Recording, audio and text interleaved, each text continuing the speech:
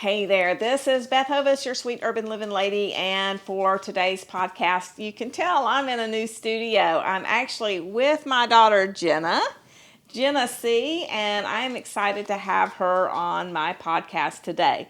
Today we're doing a little bit different because what we've been talking about in this series are people who have gone through a healing journey and come out the other side a little successfully. And today we're actually talking with someone who is still in the healing process, still in the healing journey, and who is still going through figuring out what needs to be done. But first, let me introduce, this is my daughter, Jena Seay. Hey, Hi. Jena. Thanks for having me. I'm so glad you're here, or I'm actually glad that you invited me here to your studio. This is actually our editor's idea, my hubby. So and I thought we both thought it was a great idea. So kudos where kudos are due. Exactly. So you've probably heard me mention Ryan is my editor. That's Jena's husband, and they do a great job for me on my courses, my YouTube channel, my podcast. Jena does a lot of my thumbnails. Now, Jena, you are in a different field. So you actually are trained. You have your CNHP, Certified Natural Health Professional. I have my CHS as well, and my ND, my classical naturopathic. Right. So you're trained as a classical naturopath, certified health specialist, and certified natural health professional, which are all different layers of everything. And joining us here today is your youngest. This is my grandson, Ben. And so Jena actually you have your own YouTube channel, Busy with Dogs. Yes, I'm dog focused. So my dogs are here with us. They know when we set up the cameras and lights, they know to come and hang out with us. So they're here. So we didn't necessarily invite them, but they saw the lights and they saw the cameras and they knew that action was getting ready to happen. So, so that's really cool. So the reason, we're doing this today is because there really is something about going through the process. There's something about the journey, and it feels like when you're in the natural health field, you should have all the results because we know, we are trained, we know what to do, that we shouldn't have any health issues at all. Yeah, and the truth is most of us are here in the natural health space because we've been through it or are going through it. And that's my whole life. Yeah. So you say your whole life, but we really probably didn't know what to pay attention to when you were younger. That's on me. I didn't know. I to be fair to you, you did a lot of good things, and a lot of the things you did probably kept me from being sicker than I was. And a lot of the symptoms that I had, children don't have those. It's all in the head, or that's just growing pains. Things like that. There wasn't an awareness of what those things could be. So it's not that you weren't a diligent mother and that you weren't trying and that you weren't doing. It's just there wasn't information, and that's just right. So your generation is actually the generation who, unfortunately, I don't like this term, but it's like an experiment of, we didn't know all of the things that we were doing wrong that were causing genetic predispositions to be activated. And so the foods we eat, the environmental things like that, the jabbies, things like that, we didn't know that there could be certain side effects, especially for those who are genetically predisposed. And we really didn't even realize that until you got into adulthood. Right. I mean, some of it we're just learning this year. So it's just a lot of connections, a lot of new data is coming out. And I don't have the official diagnosis yet for some of these things. We're still going through the process of getting diagnosed. I'm in the dance of, you got to find this doctor who will actually diagnose this, and I can't diagnose this, but yeah, it really looks like this, but you need to go see this specialist. And it adds up. Seeing specialists costs money. I have to find the right type of specialist, which is daunting and hard because there's a lot of dismissal going on, especially if you're female. There's a good chance I'm probably autistic, which until 2013, we didn't even think women or girls could have autism. So that's a compounding factor. You know, you look at me and I seem fairly normal, but I'm high masking and I don't naturally make eye contact. Like, that was one of the things that you picked up, and I'm very grateful for you. Yeah. As a child, I remember my dad would get frustrated because he would want me to make eye contact with him when he was talking, and I would turn my ear to him. And you had read a book, and I've read this book too. It's called The Way They Learn. The Way They Learn. And you were like, oh, she must be auditory, so she's looking away to listen. And because you had read that book, that allowed me to adapt. And because you told me that story as I got older, I was able to come up with a coping mechanism for as an adult. And I learned how to make eye contact in small doses or look at noses and mouths. And then I would look down, and I learned to nod my head so that the person would see that I am acknowledging what they are saying to me. And I keep looking to the ground. Like, that's where my gaze keeps going. I have to think about looking to the camera. I have to think about making eye contact. Eye contact is never natural for me. And I bring up the autism thing because it's bringing up sensory, clothes, and it's compounding to other things like I probably have MCAS, according to one of the doctors. So we're throwing around, you know, not to stop your story, but when we say things like MCAS, for some people who may not know what that is, I do want to stop and kind of define. So what does that mean? MCAS is mast cell activation syndrome. And basically, we have mast cells, everyone has them, and mine probably are overactive and get activated when they should not, and it can cause allergic reactions, it can cause high heart rate, it can cause dysautonomia symptoms, which I'm experiencing, and I looking back, reflecting, those are things that I experienced even as a child. I can remember I hated running because it made me feel dizzy. I hated being out in the sun because it made me feel dizzy. I remember getting sun poisoning and being sick for a week as a child. And that could have been mast cell because I could have been reacting to the sun. And we didn't have a clue. We had no idea. We had no idea. And so it's just, but now I'm having recent years, everything's compounding. So it feels like layers. Now, one of the things you said that I do remember, you know, being your mom, I remember that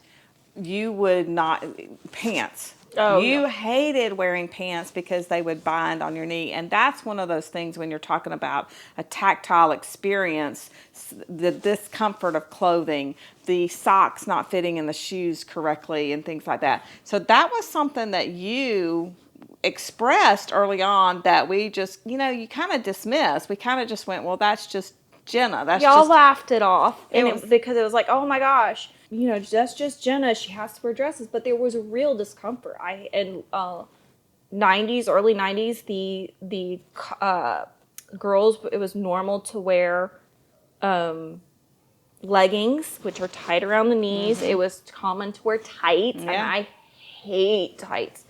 So that's, you know, that could be autism, that could be fibromyalgia, which one of my doctors thinks that I have, and so it's like there's a lot, because one of the pressure points in fibromyalgia is behind the knees. Oh, yeah.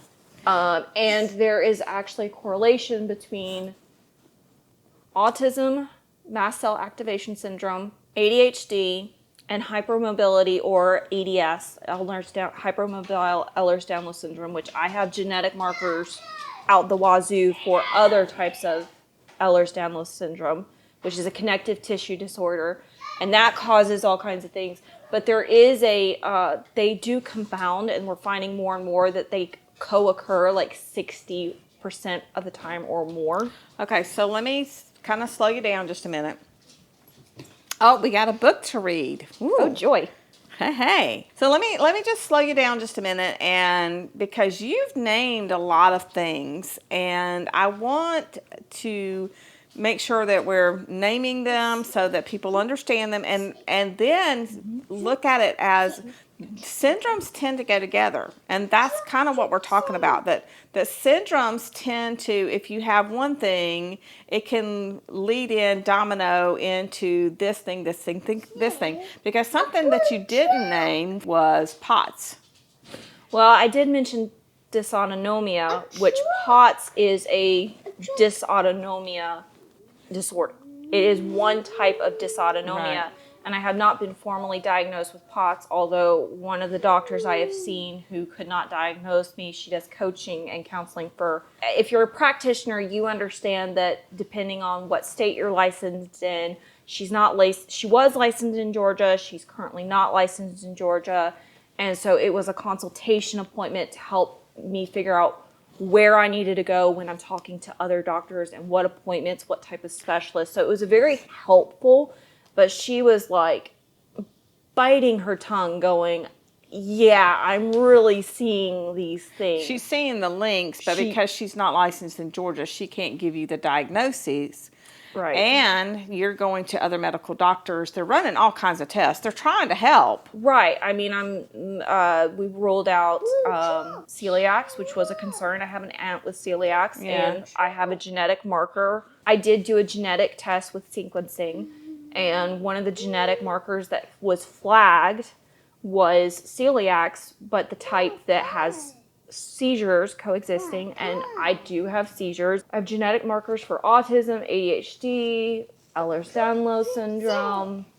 So all kinds of things that you're dealing with, and it's changed your life because this time last year, that we're filming this, you were active. You went out, you did things, you shopped, you cleaned your house, you homeschool your kids, you had you have your Busy with Dogs channel, you filmed, you wrote a children's book. By the way, it's a fabulous children's book, and it is, what is the name of the book again? Joy Lost Her Toy. Joy Lost Her Toy. I don't know why I forgot that. Joy Lost Her Toy. It is a favorite. I mean, and I will put a link and all that so that you can get that for your kids, because we love it.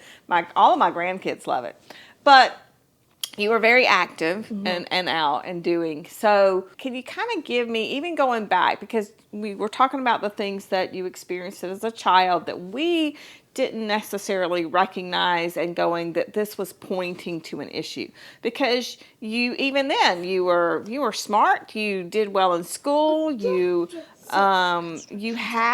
just had this amazing, for me, life that, that no real problems, just, oh yeah, I might get hot when I'm outside, or I might be tired, or this, that it was not necessarily anything that was glaring, and we certainly didn't know how to put the pieces together and go, oh, there's a problem.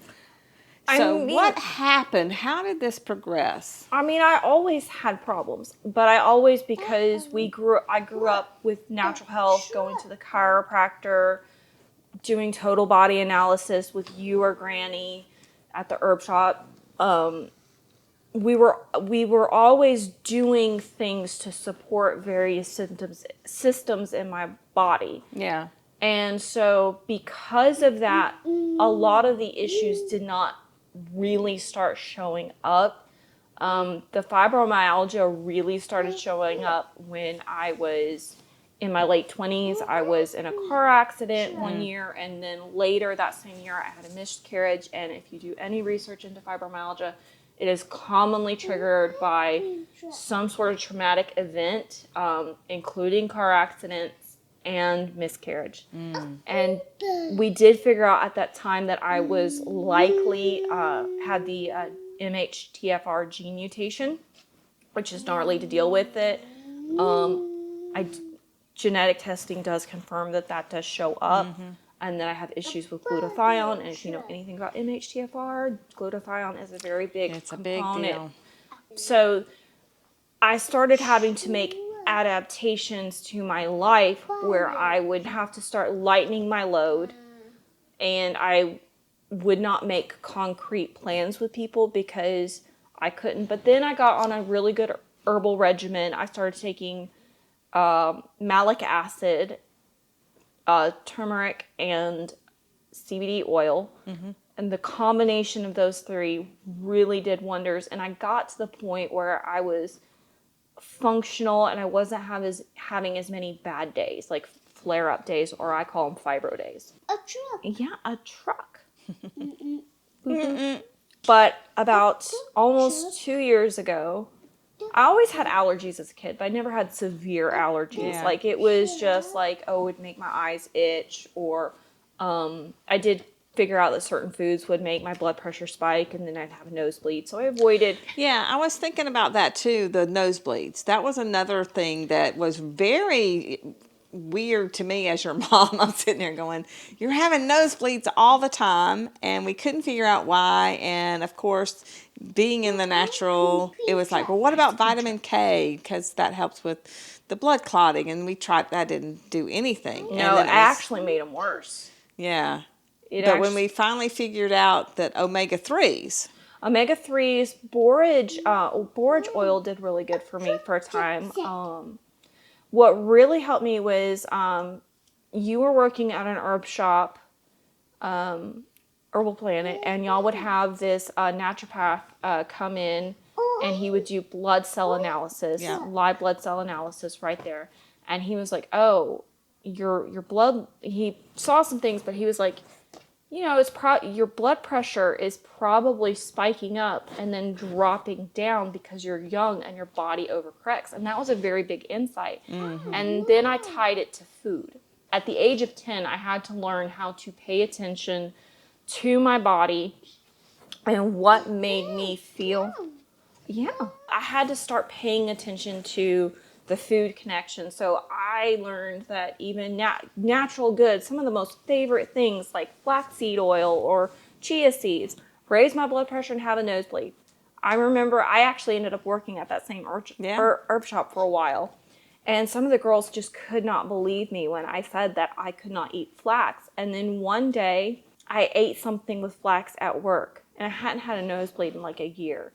And my nose started bleeding really bad at work. And that was kind of bad because like you're at work, it's a retail space, you know.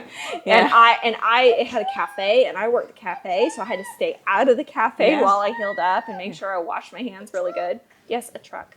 But 2 years ago, all of a sudden I started having severe allergies to things that I had never had allergic reactions to. Like all of a sudden anaphylactic response to potatoes. so you're saying that the potatoes, just chopping them, the smell, when the Starches was released in were the released, air, the oils, whatever it is in the potatoes. you had an anaphylactic type reaction. Yes. So when you had this response, I mean, what did you do?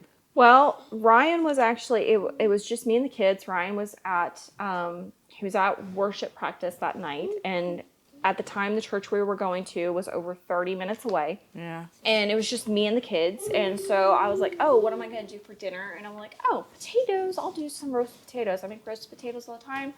I started chopping them up, and then I needed to take the dogs out, and while I was taking out the dog, I realized that my throat was starting to tighten up, and I couldn't talk, barely. And so I came inside, I'm feeling light and woozy, and I'm like, oh my gosh, I'm out of Benadryl.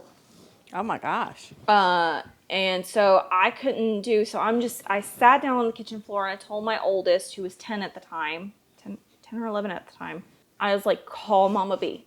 And just like, I whispered it because I could barely only. And so he called, and I think I took some, we figured out homeopathic activated charcoal or something, and we got me through. Yeah. I didn't have to go to the ER. But from that night on, it got to the point where I was having severe responses, and I couldn't even go out of the house. I couldn't drive past a restaurant because of oils, because olive oil was a problem, peanut oil.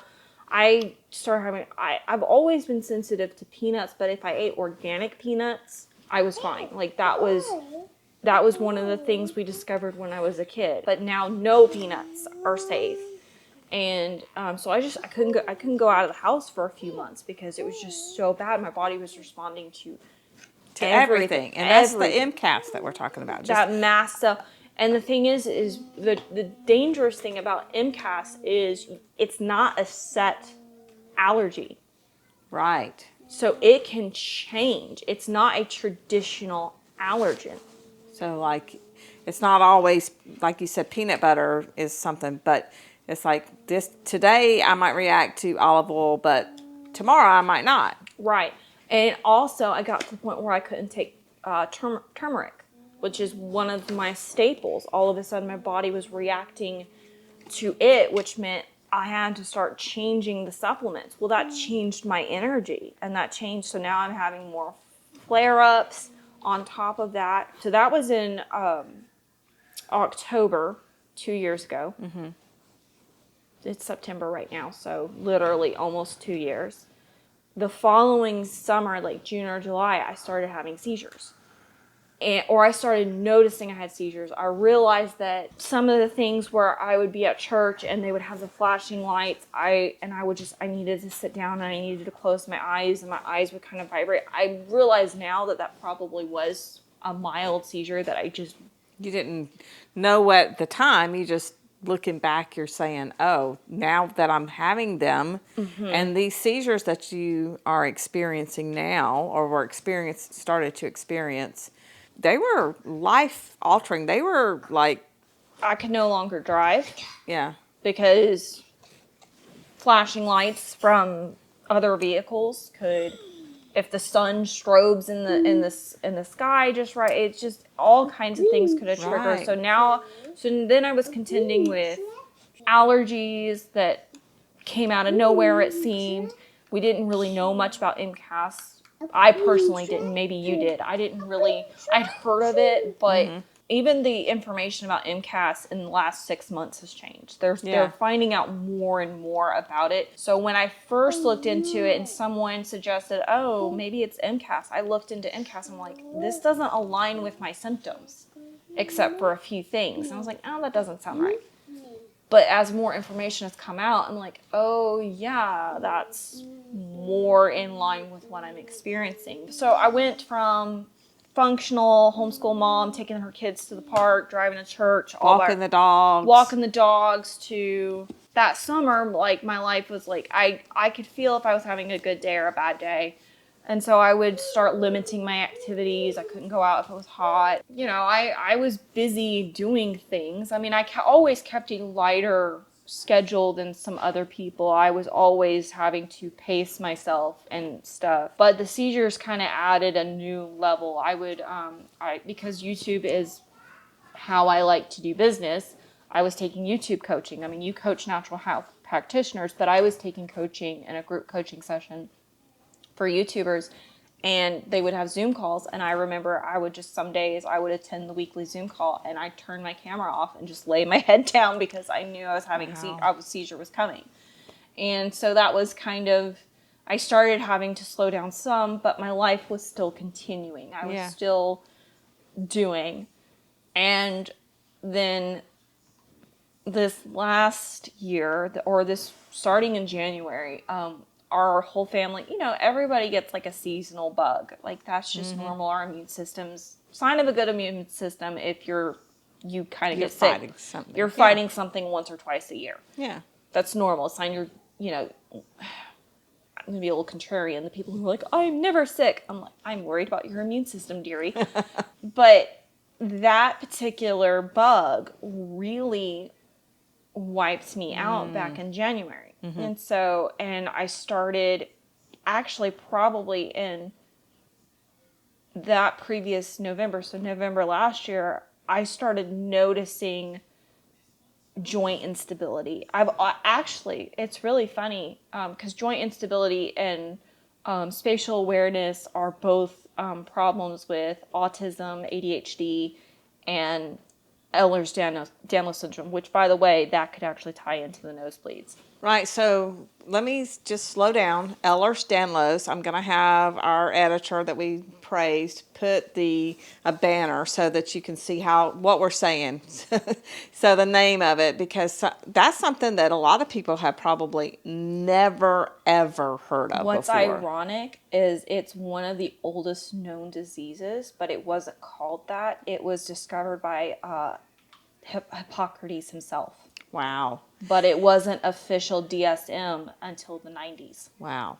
So tell us, because we believe after, you go into the medical doctor and us doing naturopathic, because naturopathy does not diagnose. No, we do not operate in diagnosis. We deal with symptoms and systems and symptoms. Right. So you and I have been working to help support your systems and address the symptoms, but we needed more information. And so I just want to say to anybody who is dealing with a chronic health issue to please not only do what you need to do naturally, but make sure you are getting the medical help and attention you need so that you are definitely addressing things the right way, because we can do things naturally, and we're going to talk about that, where we talk about what you're doing to support yourself naturally now, because you had to change a lot of things. I did.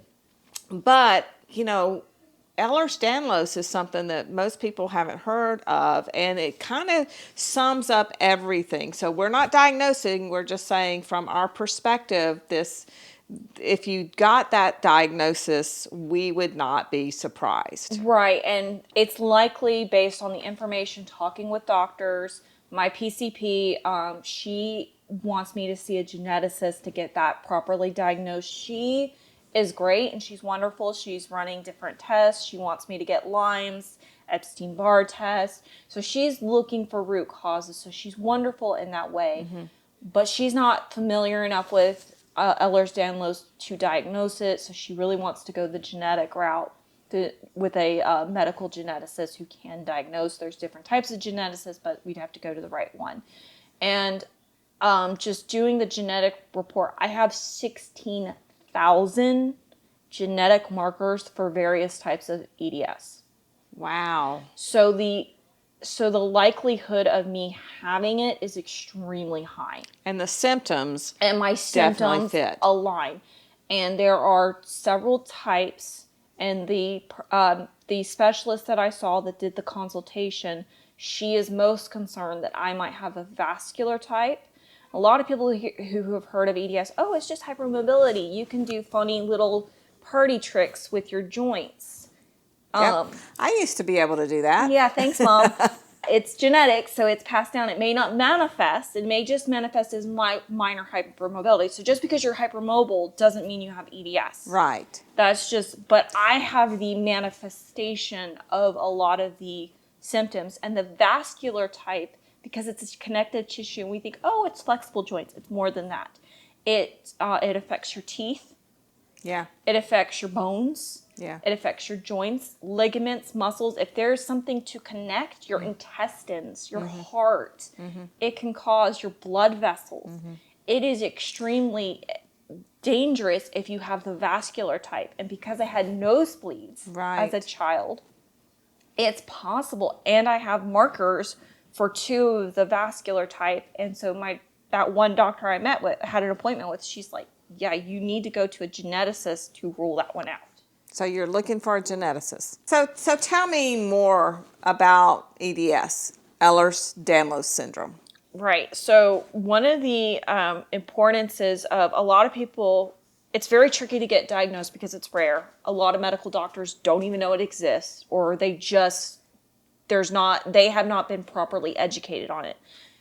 And so back to it's kind of new in its name, but it's been around for a long time. It's been around for a long time. It was identified a long time ago, but it didn't formally get in the medical DSM until last 30 years. So why is it so important for you to get this diagnosis? Because if there's an emergency and I have to have emergency surgery or things like that, EDS affects how anesthesia affects you. Okay.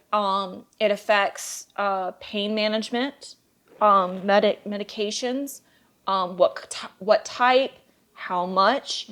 It can determine what type of surgeries are more dangerous and less dangerous.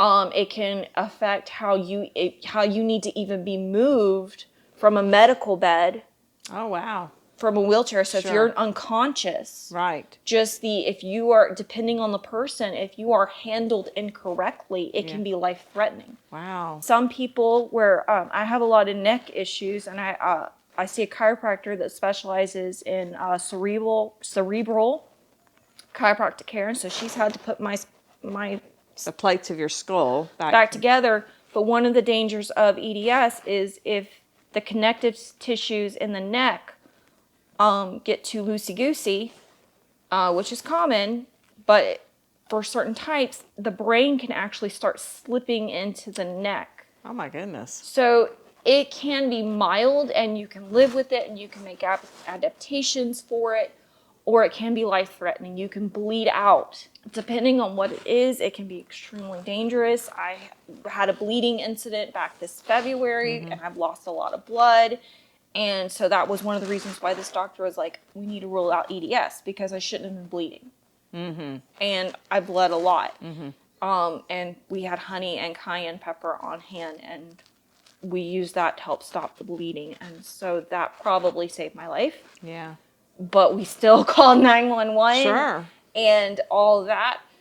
So that was scary. So that was, January I got sick. November I started noticing more dysautonomia symptoms.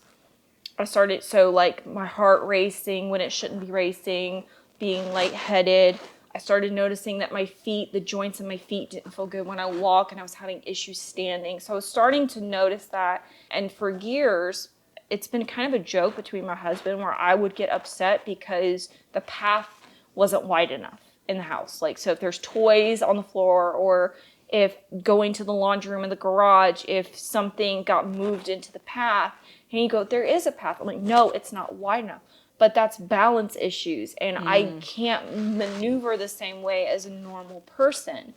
And I have depth perception issues, so even that, it became harder. What we thought was just a weird quirk, turns out it probably was a symptom of I'm having issues.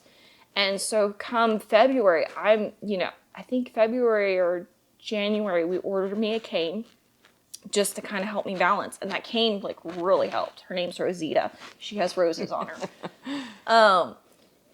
And it was like, okay. And then it's like, we decided, we probably should get me a wheelchair. I got an inexpensive wheelchair because it's like I couldn't stand up for long periods of time anymore without my heart rate going up, like jumping from 80 to 130. Now, was this before the bleeding incident in February or after? This was kind of in the middle of all that. Okay. So we got the wheelchair, and that has helped a lot, because when I do go out, it means that I can somewhat participate, because sometimes I have trouble walking. Like, to be honest, like certain seizures will hit, and then I have issues kind of balancing and walking and that kind of thing. So I do need to see a neurologist. Please don't worry, people. We're working on this. We're seeking medical help. So having a wheelchair for days where it's like, okay, I feel like I'm gonna have a seizure. Okay, that's a safety thing. I'm not gonna fall down. Oh, my heart rate's spiking and I feel lightheaded. That's very helpful. Or I don't have good balance today, or but I've been in bed a lot, so I've had a lot of muscle weakness now.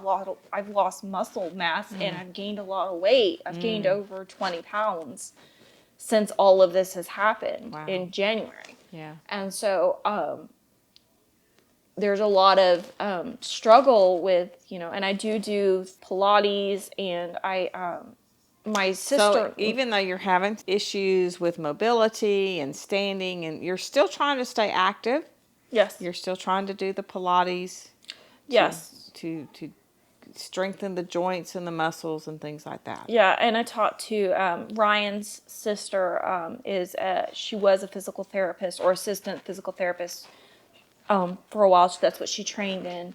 And so I've actually asked her, okay, my ankles are weak. What exercises can I do? And I've talked about different types of therapies that would probably be beneficial for me. I would love to get into, I forget what it's called, but it's where you ride horses for therapy. Because horses are great because you can strengthen your muscles, but the horse is carrying you. Yeah. And the movement of the horse actually regulates the nervous system. Yeah. And so that's actually good for children with autism. It's good for building muscle and joints without being tough on the joints. It's got the emotional therapy, but that's something else that I have to look into. We got Clover, one of my dogs, to train to be a service dog, and I was working on training her to be a service dog myself. And I was kind of in this place where I was having health issues. I was having the allergies. We decided before the allergies to get us look into self-training service dog. And I was thinking for the fibromyalgia symptoms, I was like, it would probably be good to have a mobility dog when I have trouble standing up on painful days. It's a kitty. A kitty. So I was working on her training. I was having health issues, but I was still active enough, and I would still have flare-ups, but I was able to manage them and pace and figure out, I could look at the calendar and go, okay, I have this event going on. If I work this hard, if I do this much school with the kids, if I do this, okay, I'm probably going to flare up on these days. So I'll just rest and I'll just work training in this way. And because training a service dog is a lot of work, by the way.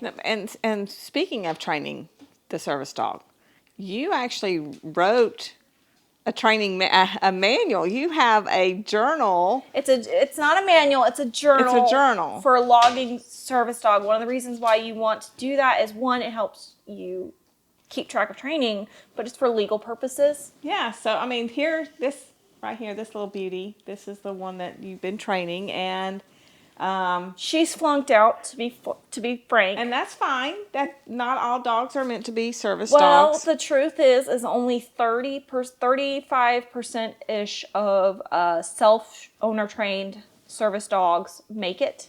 Okay, but she did help you. She did help me. She started noticing when I was having migraines. I didn't realize I was having migraines. That was something, because I see auras and things like that. I didn't realize I had migraines. I've been having them since I was a child. But because they were my normal, I can remember when I was 5. Wow. That I would see auras. But I didn't know what they were. They were just normal to me because that's my everyday experience. Yeah. So it's one of those things of, I didn't know to call it that. Yeah. But Clover would help me. She would do deep pressure therapy. She started picking up when I was having migraines or seizures, and she would make me laying down. That's a task that I hadn't trained yet, and not all dogs will do that. But so she's flunked out. Does she still do any of that for you? Sometimes, but what happened is she got overwhelmed. Okay. One day I had 10 seizures, and we had puppy sat, another dog that she loves, and I did a lot of things to manage them and make sure that she wasn't overwhelmed. They had time apart and this, that, and the other. But I think that combination of, there's a lot going on, and we have 4 kids, and Mom had 10 seizures a day. She started off that day, she was doing deep pressure therapy. She was making sure I was laying down. She was tending to me. But by the end of the day, when I started having more seizures and they started climaxing, she checked out. She was like, nope, I'm done. This is too much. And she just laid at the end of the bed, and she would not engage. She would not. I was like, okay, that's a sign that you're not ready for that, or you don't have the temperament for that. Yeah. And that's fine. And she's even chosen to not be my personal dog anymore. She's like, nope, I'm the family dog. And it kind of hurt. I'm sure. But at the same time, I'm going, she has a wonderful home. Yeah. She's a wonderful dog. Yeah. And it's okay that she doesn't, we knew it. I knew the stakes. I knew the chances. I knew. Right. And it got to the point where I couldn't even train her. I was getting to the point during that time that I couldn't even train her anymore. So it was one of those things of, on one hand, it was difficult to come to that realization that she doesn't have the right temperament to be a service dog, because they have to be able to go into high stress environments and work. Right. They have to. More stressful than what was happening in that moment. And the fact that she said, no, I'm done, I decided to respect that. Sure. And because the secret to service dogs, a lot of people hate on service dogs, like, oh, that poor dog. No, the truth is they have to want to work. They have to love their job. Right. Otherwise, they don't make it as a service dog. Right. So if you see a service dog that's doing wonderful, they love their job. Mm-hmm. They love it. That is what they were born to do. And so she still will perform tasks for me.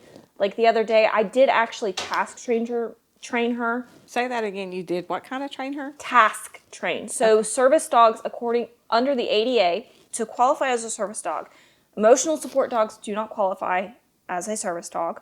Mm-hmm. They have to be well-groomed, well-trained, and they have to perform a specific task to aid in the person's disability, whatever it is. And it does not have to be a diagnosed disability. It just has to be disabling. And so it's called task training. Mm-hmm.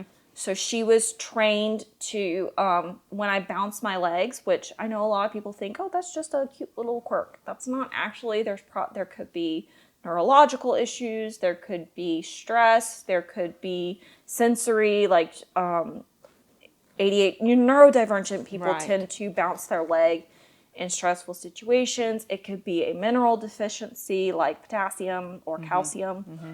For me, it means I'm anxious and it's going to build. Right. So because anxiety is something that is dangerous for me, because that leads into seizures and panic and migraines, and I can start having severe fibromyalgia pain that's just waving over my body, and it's so severe. Being able to interrupt that one thing can stop a chain reaction building for me. Yeah. And it makes me aware of, okay, you need to go take your supplements. Mm-hmm. You need to go chill water. It brings awareness of, I'm starting to spiral. Yeah. So I trained her to interrupt leg bouncing. And I haven't had her do that. I had not practiced that with her in months. Once I realized she was done, I was not doing well, I was like, that's it. That's fine. Let it go. I can't make bed at night. My husband has to set up the bed at night. I've been able to make bed in the morning. Good job. That's excellent. That's progress. That's progress. And that's really how my life has become. Yeah. I washed dishes the other day. So, and that's the thing, when someone were look at you, we're doing this interview, and if somebody were just to look at you right now and say, you're dressed nicely, your hair's done, you don't look like you have any physical health issue. You look fine. I mean, if someone were to see you, that's what they would say. You look fine. You don't look sick at all. I've heard that so many times. Yeah. I mean, I can remember working at the herb shop, and someone would come in with wanting an herbal to support their blood pressure. Mm-hmm. And I was early 20s. Oh, you can't help me. What do you know about blood pressure? Well, actually, I keep my high blood pressure under control with the herb hawthornberry. Yeah. And I've been having blood pressure issues since I was a child. Right. So it's one of those, looks are deceiving, and they call it invisible disabilities for a reason. A lot of people deal with them, and a lot of young women are dealing with similar issues, and they're being written off as anxious or all in their head, and you don't look sick. That's the most common things that they're dealing with, but they're finding that no, they're real. I actually wear this armband. It's by Visible, where it's checking my heart rate, and it's checking how much energy I am using doing different tasks. So when I first got it, for the first few days, it get to know my body, my rhythms, and then it set pace points for me and said, you have a budget of 5 pace points. Which in the ads, all the women who, they have multiple sclerosis, or they had EDS or POTS, and they're like, okay, I'm going, okay, they're dealing with invisible disabilities too, but they're showing 18 pace points. And you got 5. I got 5 at that point. Wow. And because this was back in June. I mean, I was bedridden. Yeah. It was awful. I went from doing Pilates last year.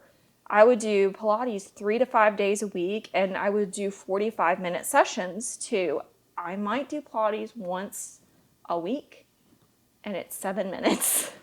Wow. And you said that you did your own dishes yesterday. Was it yesterday?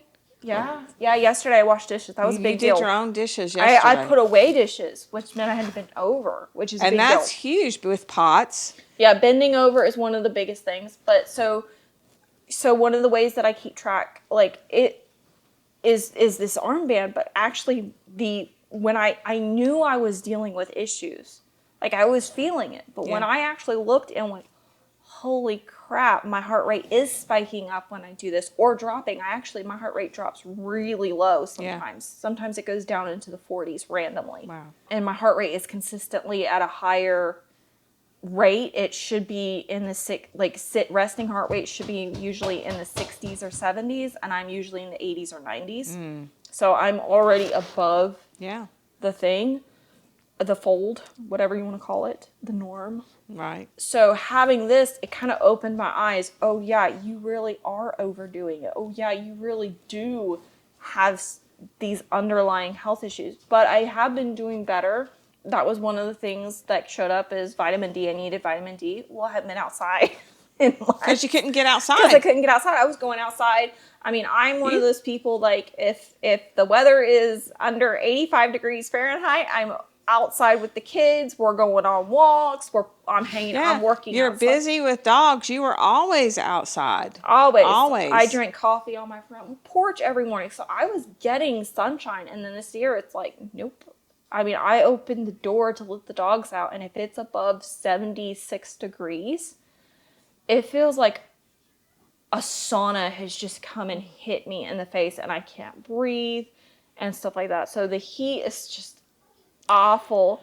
But so yeah, it's like this is helpful because I'm able to pace, but it does also show that I am doing better than I was now in September than back in the beginning of June. Yeah. So let me ask you a question. I asked 2 questions.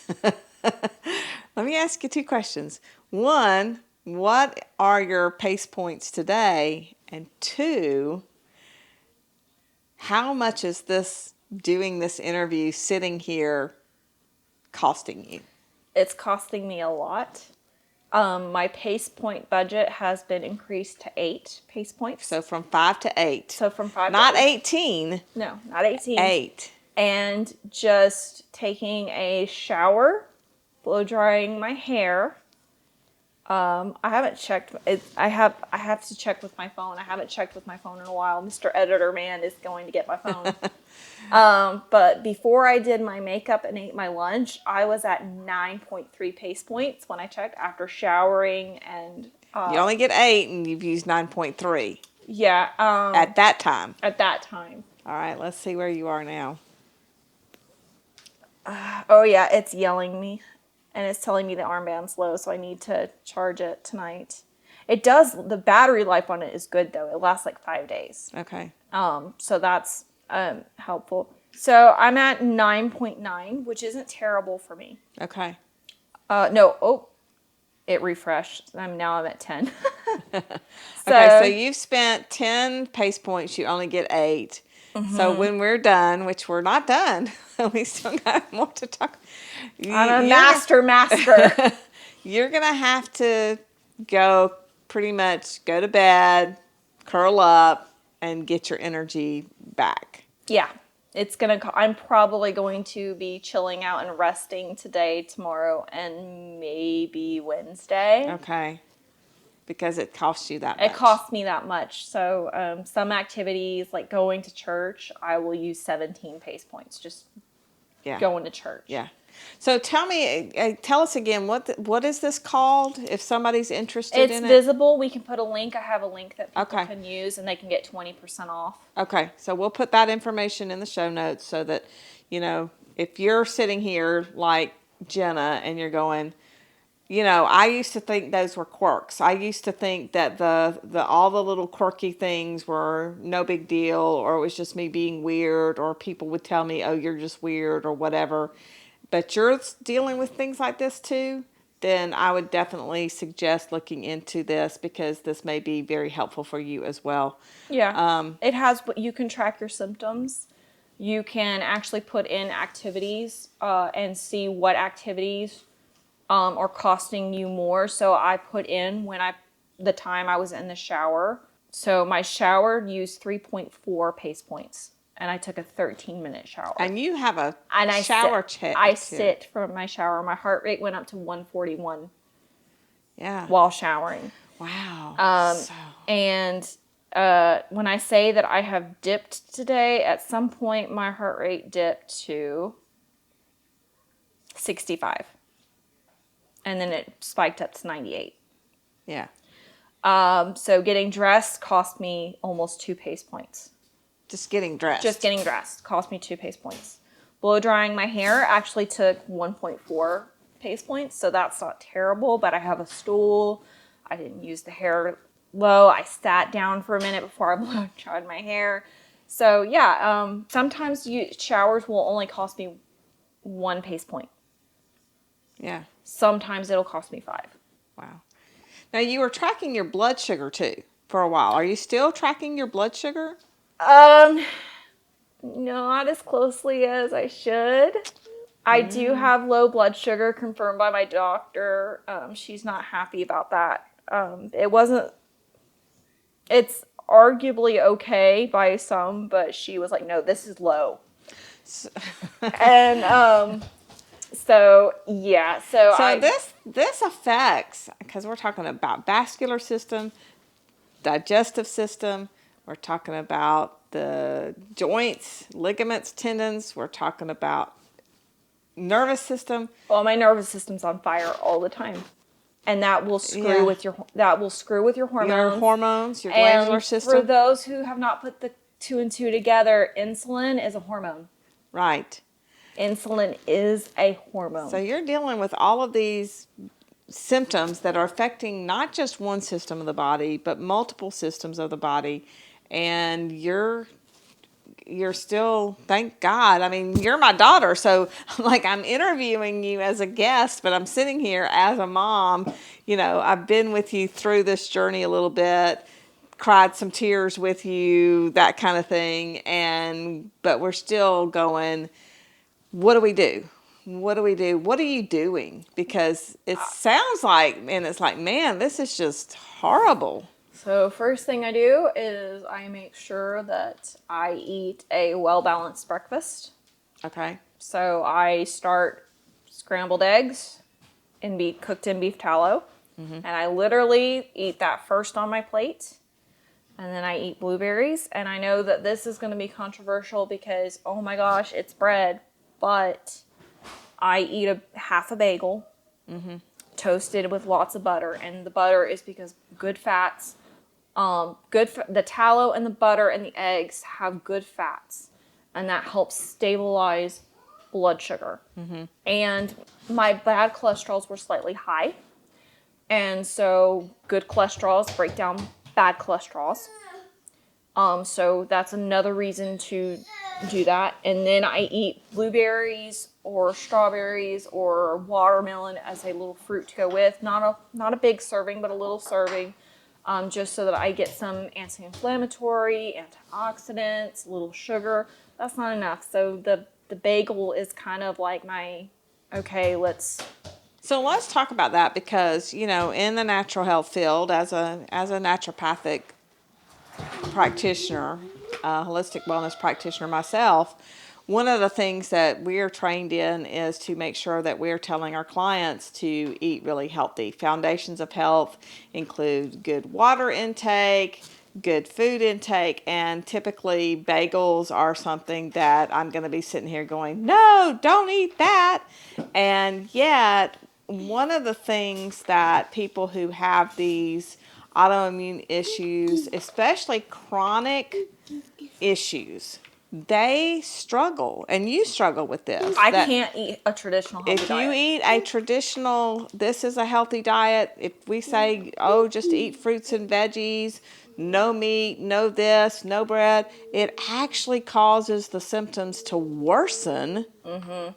And you can't even say, oh, it's because you need to do a candida cleanse. Oh, you need to Because you've done that. I've done that. I rotate parasite cleanses. We're doing a parasite cleanse for my whole family currently right now.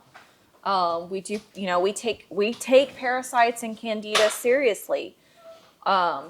We do things too for preventative. And just for the record, according to Ream's biological theory of ionization, you cannot starve candida with no sugar, because candida will grow in a no sugar environment as well as a high sugar. You need a balanced sugar content to because the body is healthier, and when the body is healthier, the body is no longer hospitable to the candida. So it's more about getting your fortress strong. Yes, doing a candida cleanse is helpful, but at this point, if I'm having sugar issues, I'm going to be battling candida. Right. That's the problem, because I fluctuate down low.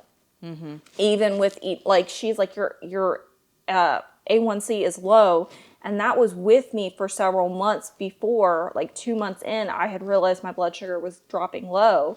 That was with me eating a diet that was balanced for balancing my sugar, and me poking my finger and doing and tracking with that. But I can't eat just vegetables. Vegetables are very rough on my system. I don't digest them well. The greens I start getting toxic. Like it makes me feel ill. I can't see straight. I'm lethargic. I can't do a lot of heavy and I like vegetables. I actually like eating healthy. This is not like you're just making excuses so you can have your bread. I'd rather eat healthy. Yeah. I'm good eating healthy beans and salads. I like a good Caesar salad, like a good healthy clean Caesar salad. I like broccoli. But you can't even have Caesar salad now because and you have issues with the anchovies or oils or the anchovies. That's another thing, is I love fish and I'm allergic to fish. I love the good salmon. Like wild caught salmon is so good. I love that. I love eating healthy, but my body doesn't. I actually shut down, and so I need red meat. And this is genetic. This is something that's happening at the gene level. So this is not something that you're just going, oh, I can just push through if I just eat healthy for, 2 weeks or a month, and I just push through, that my body will regulate. You've tried that. You're saying this is genetic, that whatever genes are turned off or turned on that shouldn't be are contributing. The mitochondria of my genes, according to my gene report, the mitochondria of my body do not operate properly. And that's where you get energy from, and it has to do with how you break down food, depending on which one. And I have several that are not operating correctly. Right. And MHTFR gene mutation, one of the best ways to support that type of body is steak, is good red meat. Yeah. That is one of the best ways. And I can tell when I've not had enough red meat. I can tell. And I know there's the blood type diet, and people love the blood type diet. I'm blood type A.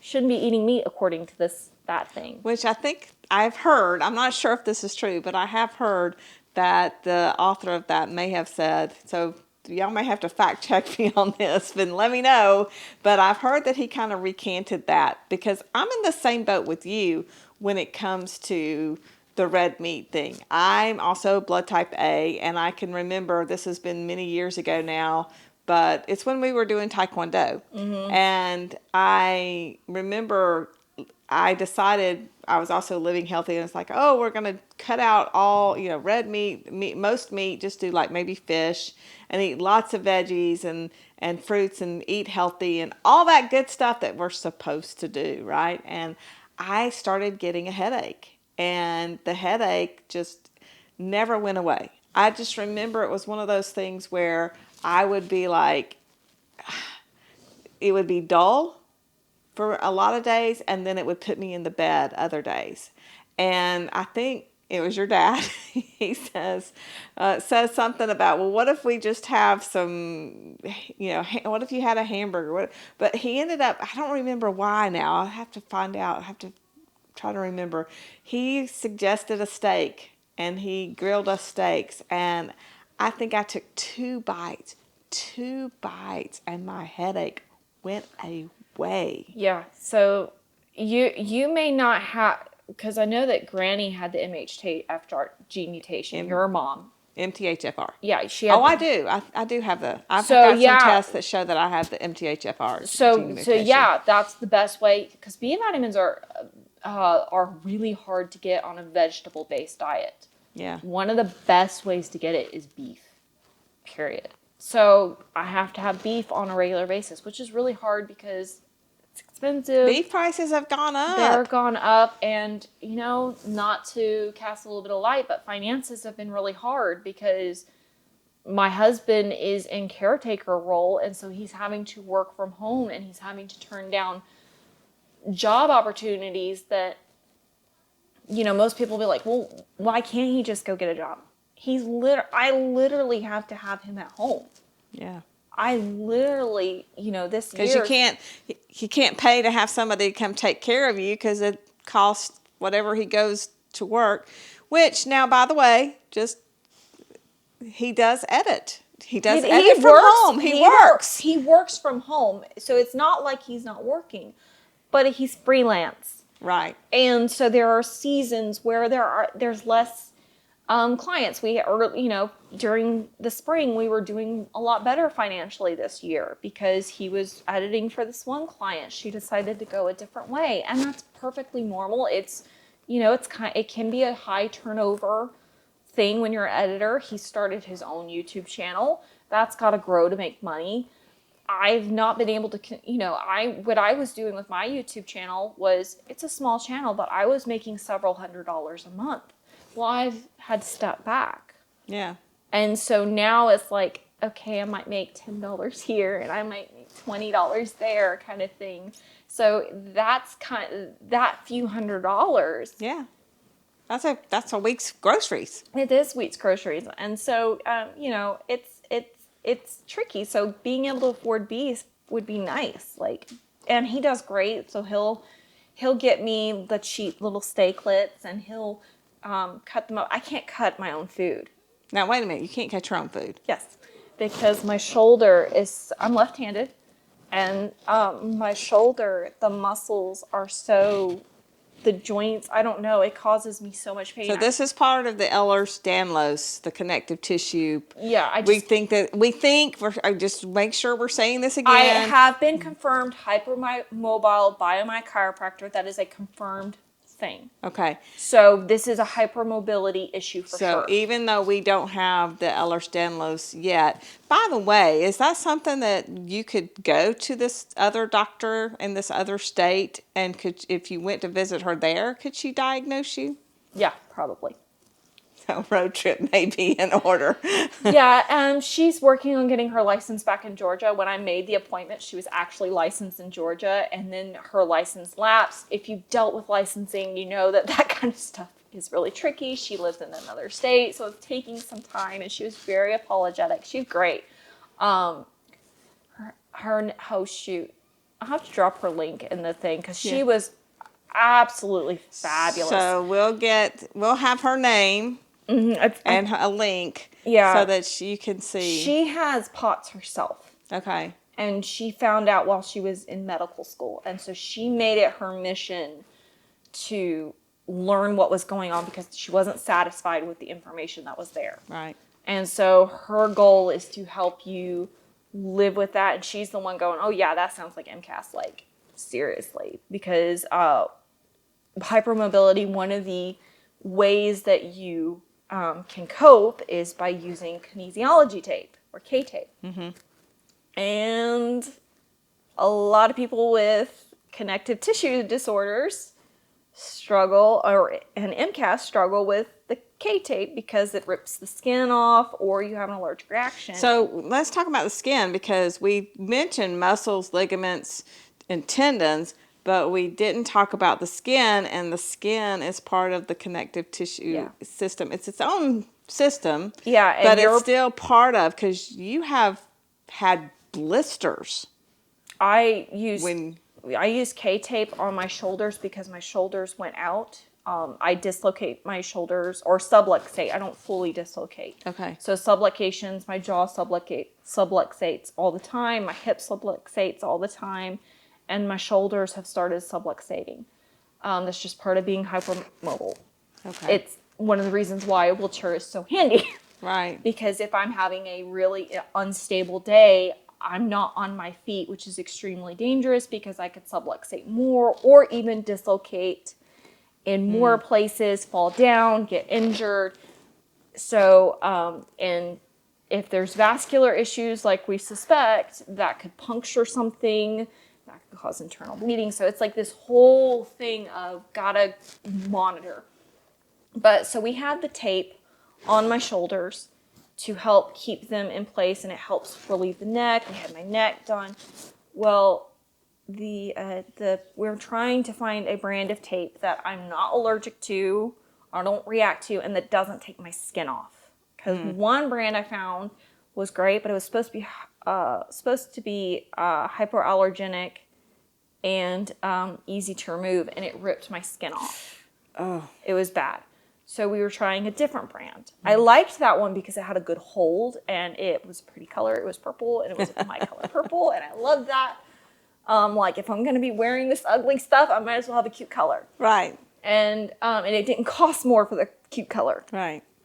So we tried a different brand that was like, I'm searching, it's supposed to be hyperallergenic. No, my whole back was just covered in blisters. It was just awful. I had blisters on my chest where it had wrapped around. Like, it was awful. And it actually reminded me of the time I got sun poisoning as a child, being out in the sun at the beach with your family.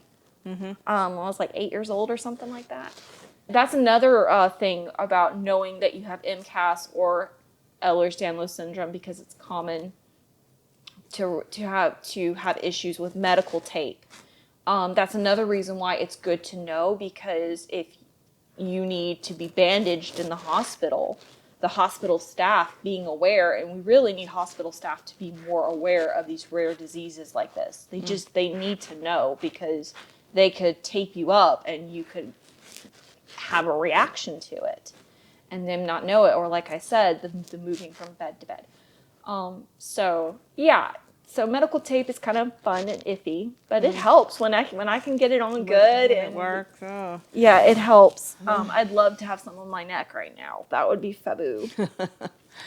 So Jena, we're going to pause, right here. We're going to kind of wrap this up here at this point and just say, this is such a great story. It's just a lot of things going on, a lot of struggle, a lot of heartache, but in the midst of it, there's hope and there's help.